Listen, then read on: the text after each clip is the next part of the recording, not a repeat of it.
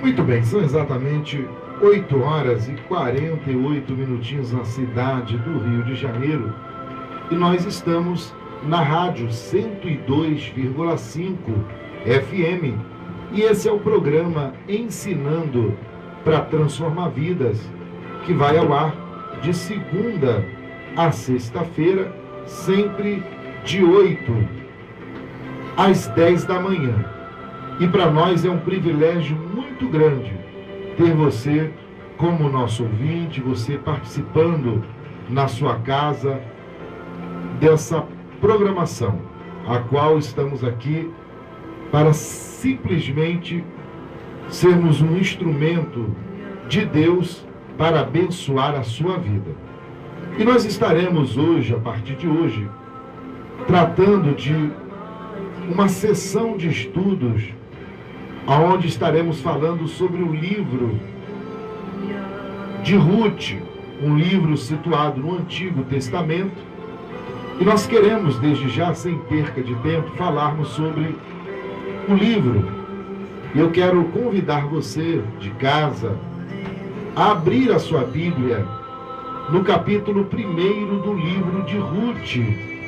Ruth, capítulo de número 1, que diz assim: E sucedeu que nos dias em que os juízes julgavam, houve uma fome na terra, pelo que um homem de Belém de Judá saiu a peregrinar nos campos de Moabe, ele e sua mulher e seus 2 filhos, e era o nome deste homem Elimeleque, e o nome de sua mulher Noemi, e os nomes de seus 2 filhos, Malom e Quilion, efrateus de Belém de Judá. E vieram aos campos de Moabe, e ficaram ali. E morreu Elimeleque, marido de Noemi, e ficou ela com seus 2 filhos, os quais tomaram para si mulheres moabitas, e era o nome de uma Orfa, e o nome da outra Ruth, e ficaram ali quase 10 anos, e morreram também ambos, Malom e Quilion, ficando assim esta mulher desamparada dos seus 2 filhos e de seu marido. Então se levantou ela com as suas noras e voltou dos campos de Moabe, porquanto na terra de Moabe ouviu que o Senhor tinha visitado o seu povo, dando-lhe pão, pelo que saiu do lugar onde estivera, e as suas 2 noras com ela, indo elas caminhando.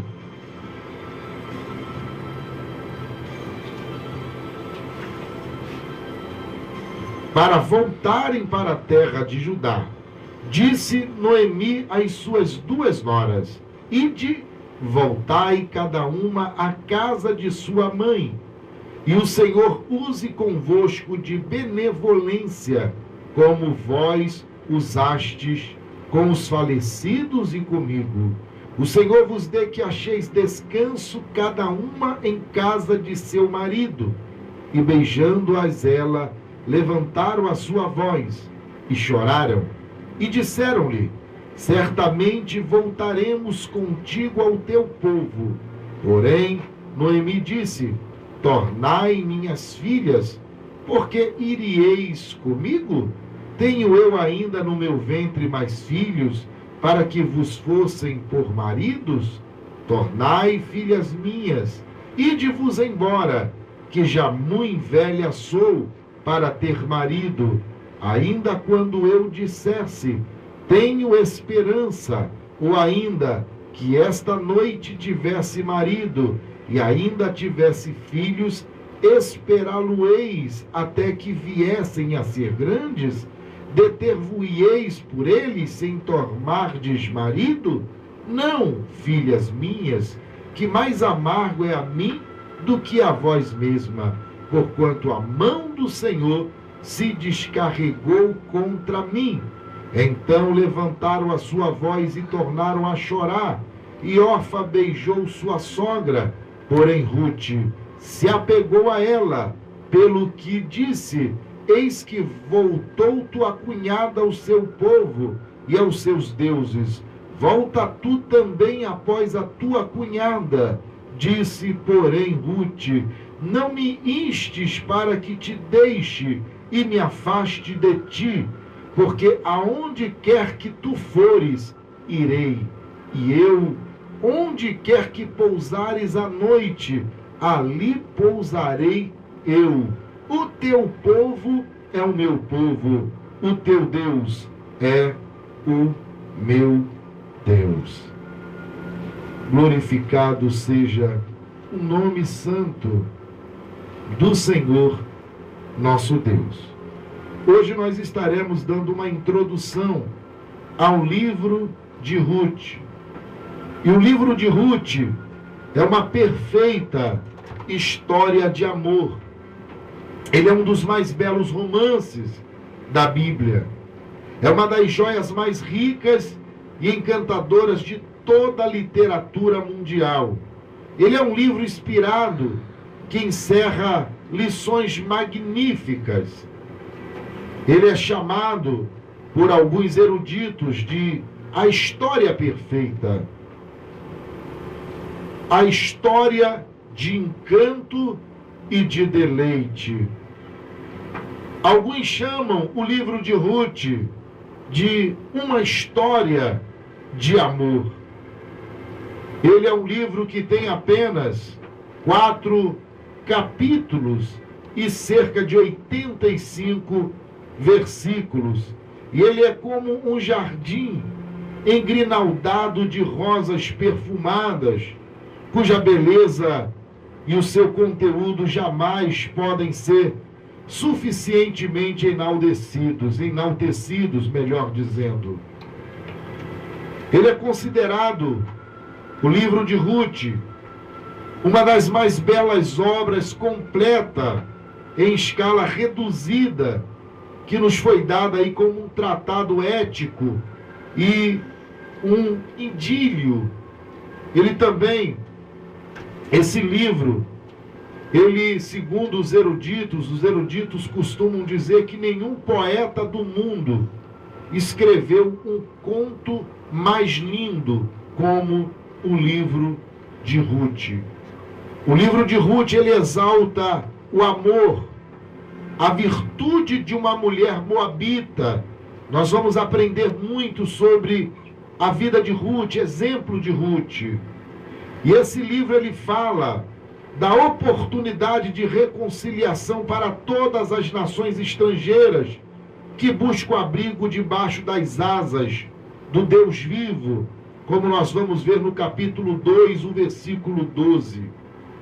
Nós vamos ver que em Boaz e Rute, os israelitas e gentios, eles são, vamos dizer assim, personalificados, não é? Eles são personificados. Nada além do amor e da fé pessoal de Rute foi exigido dela para encontrar abrigo sobre as asas do Deus de Israel. Então o livro de Rute, ele é a história de um drama familiar. Nós vamos perceber que nesse drama aqui surgem vários problemas. Nós vamos ver que dentro desse drama, nós vamos aprender sobre o problema da crise financeira. Nós vamos ver o problema da imigração. Nós vamos ver o problema da doença, o problema da morte, o problema da viuvez. Nós vamos ver o problema da pobreza. E nós vamos ver o problema da amargura contra Deus. Ao mesmo tempo, o livro de Rute, ele nos fala sobre a força da amizade, a beleza da providência, a recompensa da virtude. O livro de Rute é uma história cheia de emoções profundas, em que se destacam o poder do amor e a vitoriosa providência divina. E nesse sentido, esse livro, ele é um contraste com o livro de Juízes, que trata de guerras e de contendas. O livro de Rute, porém, ele trata de amizade e de amor. No livro de Juízes, nós aprendemos o julgamento de Deus sobre as nações de Israel e a loucura do pecado. Já no livro de Ruth, nós vamos aprender sobre o amor e a virtude que estão sendo recompensadas. Na verdade, amados, o livro de Ruth, ele trata a respeito de Deus. Deus, ele é a personagem principal desse precioso livro. E vale a pena aqui ressaltar que em uma sociedade dominada pelos homens, as personalidades centrais desse romance são duas mulheres que nós vamos aprender que elas desafiaram a crise e elas agiram com fé na providência divina. E a primeira era uma judia idosa, pobre, viúva e sem filhos. A outra era uma gentia viúva que se apegou à sua sogra e se converteu ao Deus de Israel. E além de oferecer-nos abençoadoras lições morais e espirituais, esse livro, ele é um tributo divino às mulheres. Ele é um tributo divino às mulheres, que são verdadeiras heroínas em tempos de crise. E há 2 livros da Bíblia, irmãos, com nomes femininos. O primeiro dele é o livro de Ruth, que é uma gentílica, que é uma gentia, melhor dizendo, e que casa com um judeu e se torna aqui ancestral do rei Davi e do próprio Messias. Você vai ver ela aparecendo lá na genealogia de Jesus Cristo, no Evangelho de Mateus. E o segundo livro que tem aqui no caso nomes femininos é o livro de Esther, que já é uma judia e que se casa com um gentil para salvar o seu povo de uma grande tragédia. Coisa interessante. Ruth era gentia, casa com um judeu. Já Esther era uma judia que casa com um gentil. Então nós queremos, neste momento, falar sobre a autoria e a data do livro de Ruth. A princípios, irmãos, nós não sabemos ao certo quem foi o escritor desse livro. Agora, a maioria dos estudiosos, eles atribuem o escrito de Ruth a Samuel, devido ao estilo literário e linguístico do livro de Ruth. Porque, segundo os eruditos, o estilo literário e linguístico do livro de Ruth se parece muito com o livro de Samuel. Tem uma semelhança muito grande com o livro de Samuel. Já o Talmud, que foi escrito no 2º século da era cristã, ele também atribui esse livro a Samuel. Flávio Joséfo, que foi o primeiro historiador do 1º século, ele, por sua vez, ele coloca o livro de Ruth nos tempos do sacerdote Eli, quando ainda não se conhecia Davi. Existe um outro erudito batista que já está na eternidade, que era o reverendo pastor Antônio Neves de Mesquita. Ele coloca esse livro no fim do período dos juízes, pois o seu escritor, segundo ele, já tinha conhecimento de Davi como rei de Israel. São opiniões dos eruditos. E muitos concordam com a posição do pastor Antônio Neves de Mesquita, um pastor batista, erudito, que já partiu para a eternidade com o Senhor. Agora, uma coisa interessante tratarmos nesta manhã, hoje é mais informação do que aplicação pessoal para nós, que no versículo de número 1 do livro de Ruth, diz o seguinte, no versículo 1 do capítulo 1, e sucedeu que nos dias em que os juízes julgavam, houve uma fome na terra, pelo que um homem de Belém de Judá saiu a peregrinar nos campos de Moabe, ele e sua mulher e seus 2 filhos. Veja bem, o versículo 1 desse livro nos mostra um tempo de instabilidade econômica, moral e espiritual.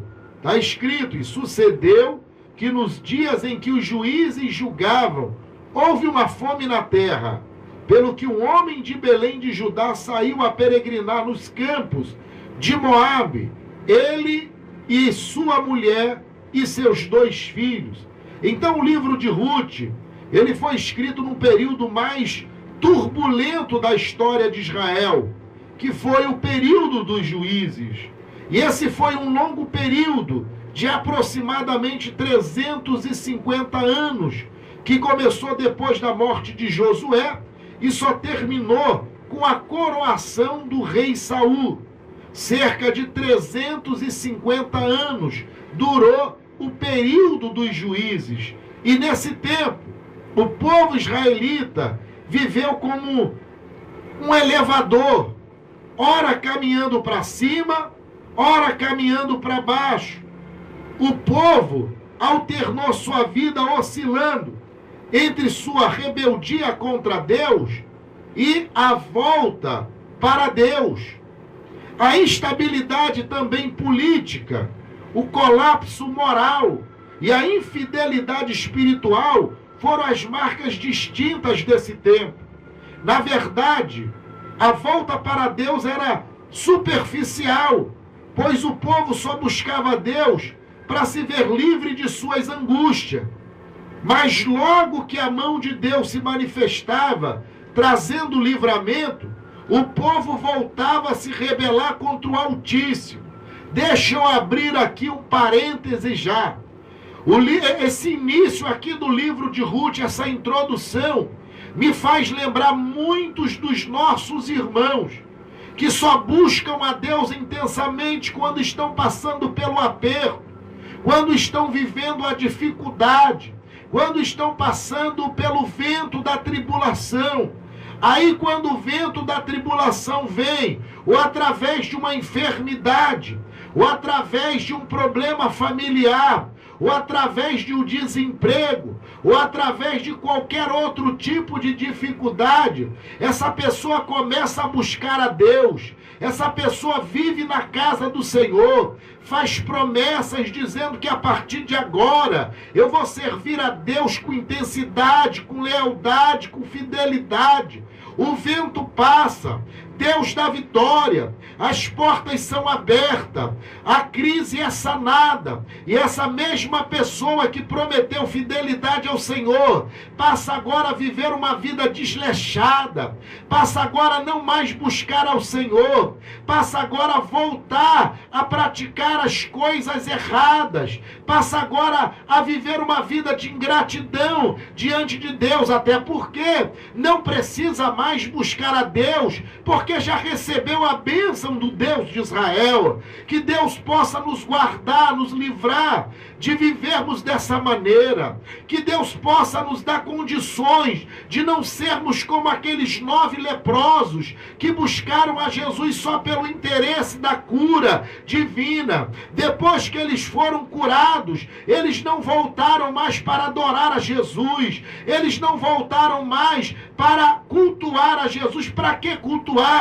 Para que viver o tempo todo na casa do Senhor? Eu não preciso disso. Você não precisa disso. Adorar a Deus eu adoro em casa. Agora tenho Cristo em casa. Agora tenho os trabalhos. Eu não preciso mais. Para que viver em extremidade de santidade? Deus não precisa disso. Isso é coisa da cabeça dos outros. Mas quando a crise chega, a pessoa ela entra no estreito de Jeová. Então que nessa manhã manhã, você que está me ouvindo, você que está atento a esta mensagem, não faça como os israelitas no tempo dos juízes, que só buscavam a Deus quando estavam no aperto, que só buscavam e valorizavam as coisas de Deus quando estavam passando pela provação, pela prova, quem sabe um problema de saúde, um problema no casamento. Quando a pessoa passa por um problema, ela se quebranta, mas quando o problema é sanado, quando o problema é resolvido, ela ergue a cabeça, ela empina o nariz e esquece de Deus.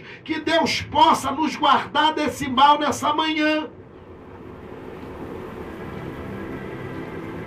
O povo da época, do período dos juízes,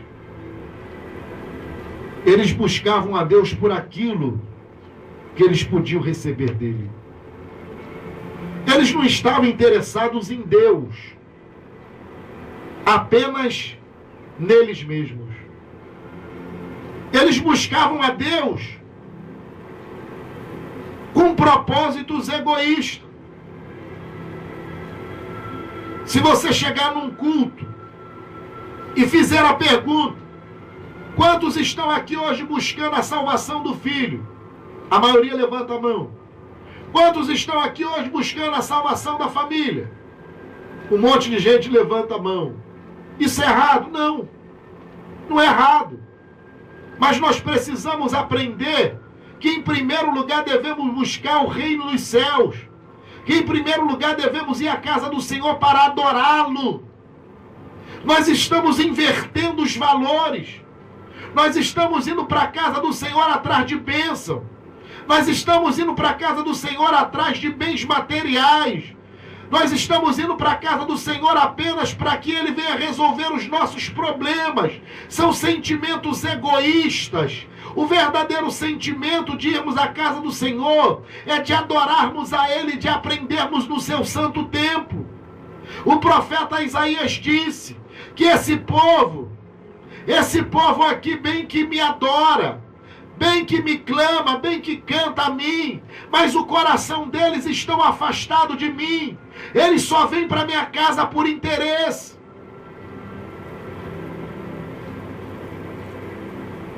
E nós não podemos estar na casa do Senhor com sentimentos egoístas. Nós não podemos fazer barganha com Deus, porque Deus não faz barganha com ninguém, meu amado, minha amada. Deus, Ele não te abençoa porque você é mais ou menos, não. Deus, Ele não te abençoa por causa do tamanho da tua oferta, não. Deus não faz barganha com ninguém.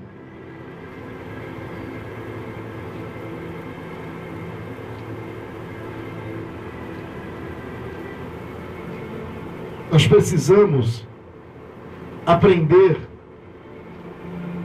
que a maior necessidade que nós temos que sentir de ir à casa do Senhor ou de buscarmos ao Senhor, o maior motivo, a mola propulsora que nos impulsa, deve ser o sentimento de gratidão por tudo aquilo que Deus tem feito por nós. Não podemos viver como no tempo dos juízes, que só buscavam a Deus quando estavam em perigo, quando estavam na crise, quando estavam passando por necessidades. Não.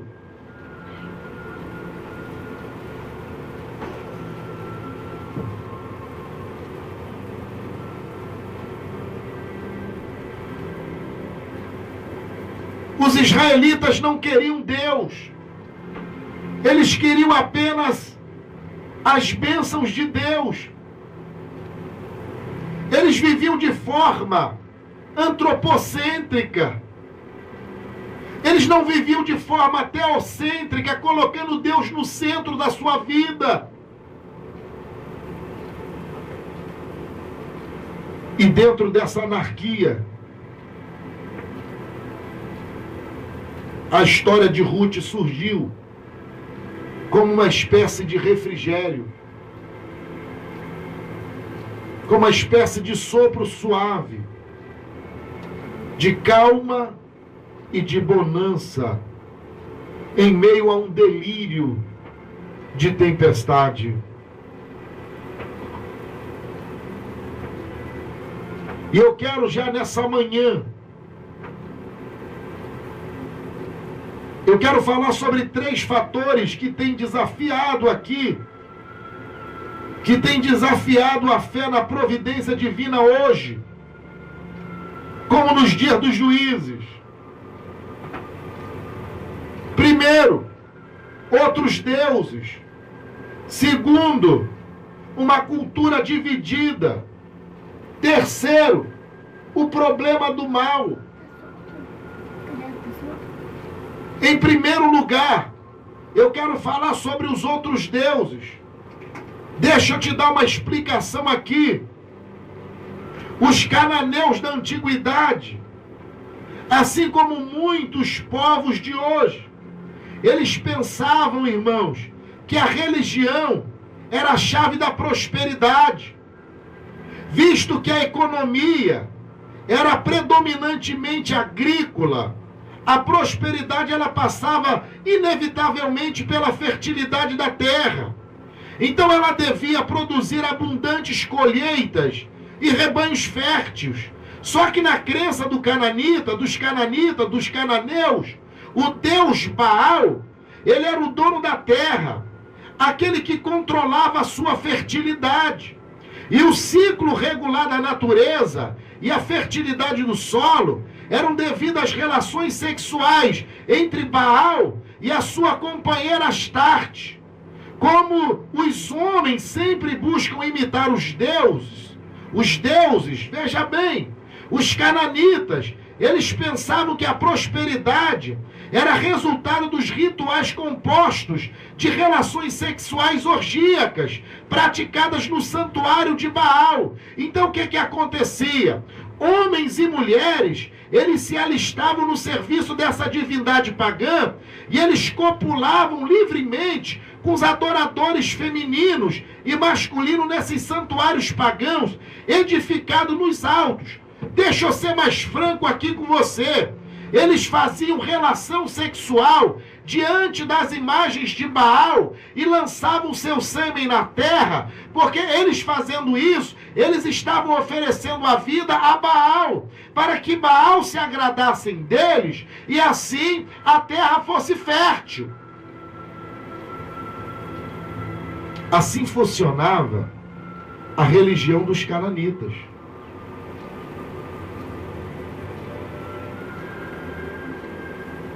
Então os israelitas, por sua vez, eles acreditavam que a prosperidade era resultado da obediência à aliança firmada com Deus, conforme descrito em Levítico 26. Depois você leia Levítico 26 e também você leia Deuteronômio capítulo 28.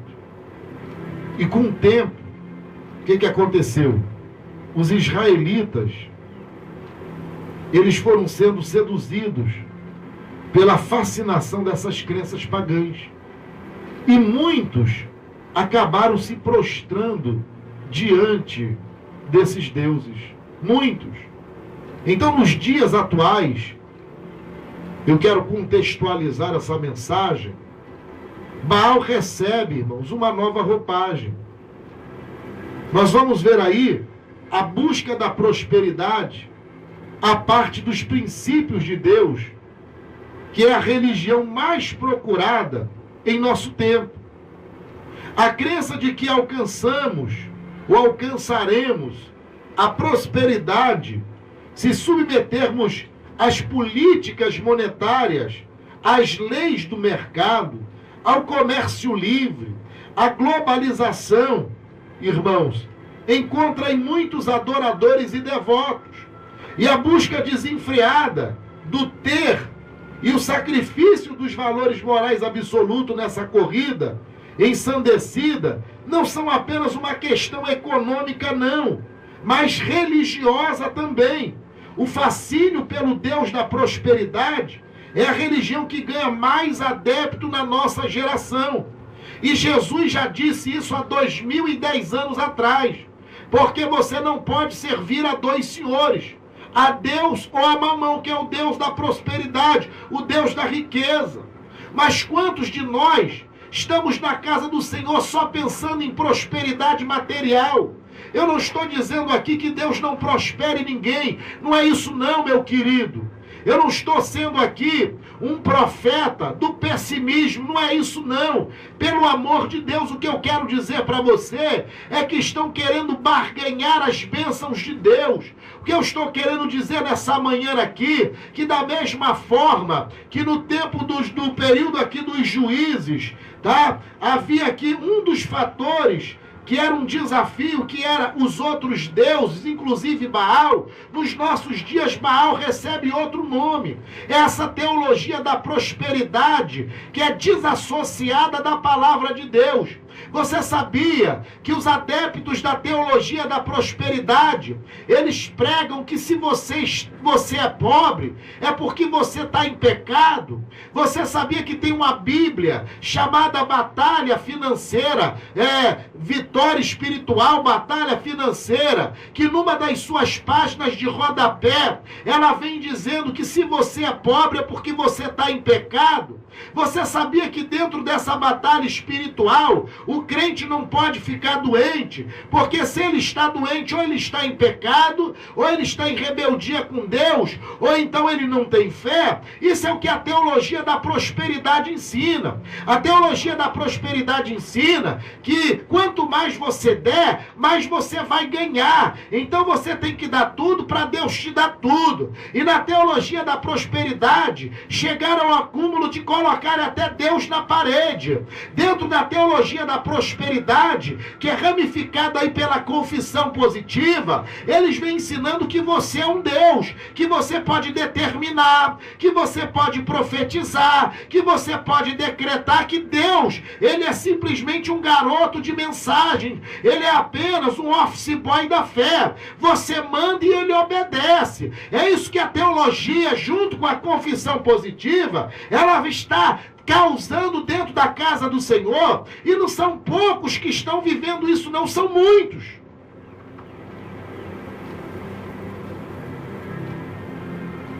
Eu não estou aqui agredindo ninguém, eu estou aqui ensinando a verdade, eu estou aqui ensinando a palavra de Deus.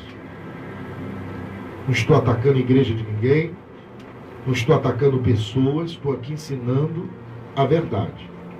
Então você vai ter que rasgar a Bíblia, porque Jesus, ele ensinava a verdade ia contra os fariseus, os saduceus, a ponto de Jesus ser direto e franco. Chamar Herodes de raposa velha, chamar os fariseus de hipócrita. É só ler Mateus 23. Eu estou aqui ensinando a verdade. Não estou aqui agredindo ninguém. Pelo amor de Deus.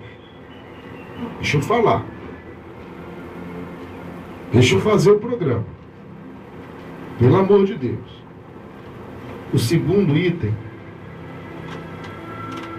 Em segundo lugar, nós vamos ver aqui uma cultura dividida. Nos dias dos juízes, o povo israelita, ele vivia rodeado de religiões, e principalmente a religião de Baal. O povo de Israel vivia dividido entre preservar a Deus, preservar a fé em Deus, ou sucumbir à sedução do culto a Baal.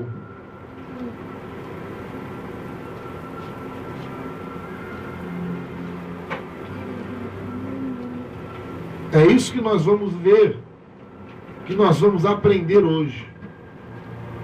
Eles viviam divididos.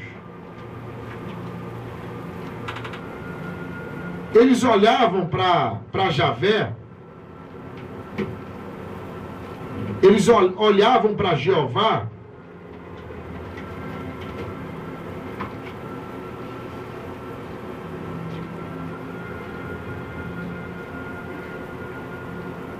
somente nos períodos de crise militar.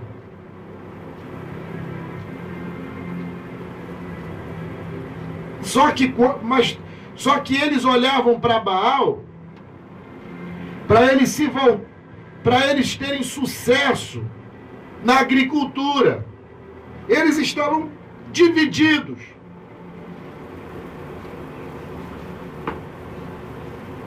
E nós temos cuidado com pelo perigo, ou por causa do perigo, de se relegar a Deus apenas determinadas áreas dos nossos interesses. E uma das marcas da pós-modernidade é justamente a secularização. Ou seja, Deus ele foi reduzido em sua ação e trancado dentro dos templos religiosos. Ele foi empurrado para a lateral da vida. E ele foi esquecido pela humanidade. Agora prevalece o subjetivismo, em que cada um tem a sua verdade, cada um tem a sua fé, cada um tem as suas próprias leis. Isso é um perigo, o perigo do relativismo. Deixa eu dizer aqui uma coisa para você nessa manhã. Deixa eu te dizer aqui uma coisa. Nós não podemos estar com uma cultura dividida. A nossa cultura é uma só. A nossa posição ética é uma só.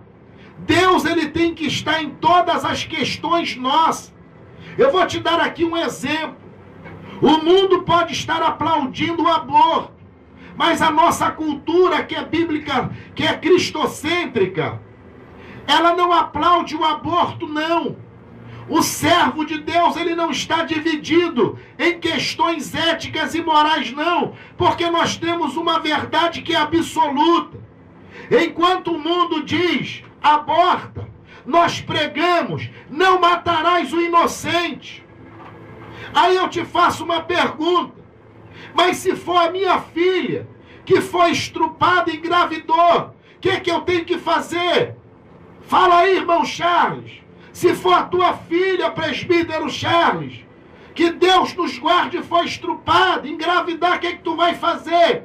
Sabe o que eu vou fazer? Não matarás o inocente. A nossa ética é absoluta. A sociedade quer inventar desculpa para o aborto. A igreja prega, não matarás o inocente. Teve um senhor que se intitula como bispo, apareceu no YouTube, na internet, na televisão. O único pastor no mundo que aprova o aborto é ele. E ainda tem pessoas capazes de seguir uma pessoa dessa. Você me desculpe a franqueza. E se me irritar, eu falo o nome dele aqui.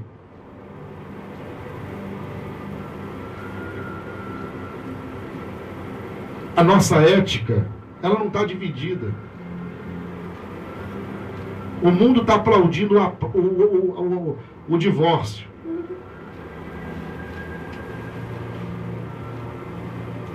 O mundo está aplaudindo o divórcio. Mas a igreja continua pregando que Deus odeia o divórcio.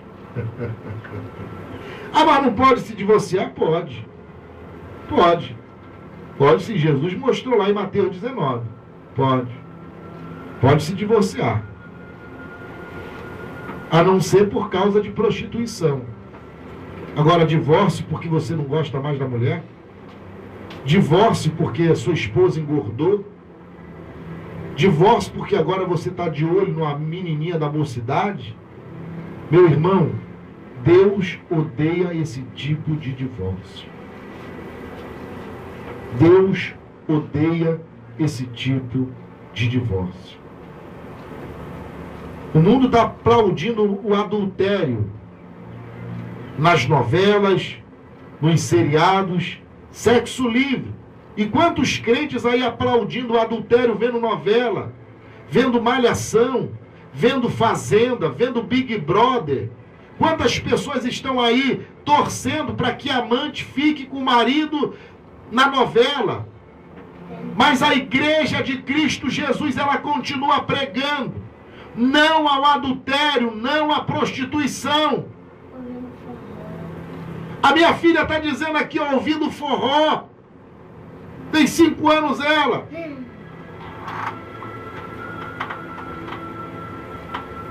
A igreja não está com a sua cultura dividida, a nossa cultura é absoluta, porque a nossa cultura é produzida pela Bíblia Sagrada. Que Deus possa abençoar a sua vida.